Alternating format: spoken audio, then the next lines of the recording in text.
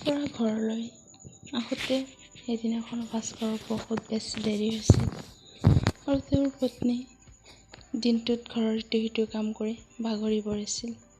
সেইবাবে ৰাতি ভাতকেইটা যেনে তেনে ৰান্ধি গিৰিয়েক ভাস্কৰ আৰু তেওঁলোকৰ 10 বছৰীয়া ল'ৰাটোৰ সৈতে মাক ভাতৰ পাতত বহিল।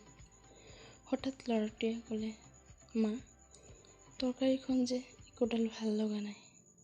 তাকে শুনি মাকৰ মনটো বহুত বেয়া লাগিল আৰু মাকে ল'ৰাটোৰ ফালে চাই ক'লে, চৰি শুন, কি বেয়া পাইছা তৰকাৰীখনৰ?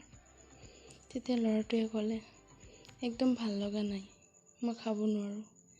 তেতিয়া দেউতাক ভাস্কৰে ক'লে, নিচিঞৰিবা, ময়ো দেখোন তাকেই খাই আছোঁ।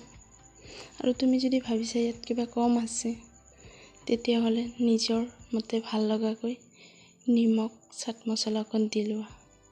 তাকে শুনি ল'ৰাটোৱে নিমখ চাট মছলা অকণ লৈ চুপচাপ ভাত খাই উঠিলে। যেতিয়া মাকে তৰকাৰীৰ সৈতে এগৰা ভাত মুখত নিলে, তেতিয়া গম পালে তৰকাৰীখনত নিমখ মছলা একোৱেই নাই। ল'ৰাটোৰ ভাত খোৱা শেষ হোৱাৰ পিছত পত্নীয়ে গিৰিয়েকক সুধিলে, ল'ৰাটোৱে যেতিয়া ক'লে তৰকাৰীখন ভাল হোৱা নাই, তেতিয়া তুমি একো নক'লা যে, কিয়?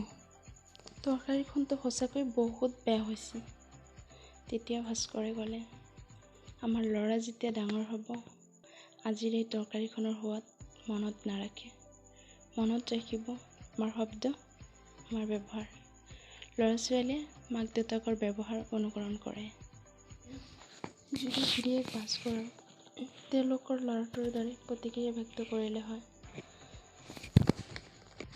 তেতিয়া তেওঁৰ পত্নী দিনটোত কষ্টৰ অন্তত তৰকাৰীখন বেয়া হোৱাৰ বাবে তেনেকে কথা শুনাৰ লগতে সতী আৰু পুত্ৰও অসন্তুষ্ট হোৱা দেখি মনত দুখ পালে হয়।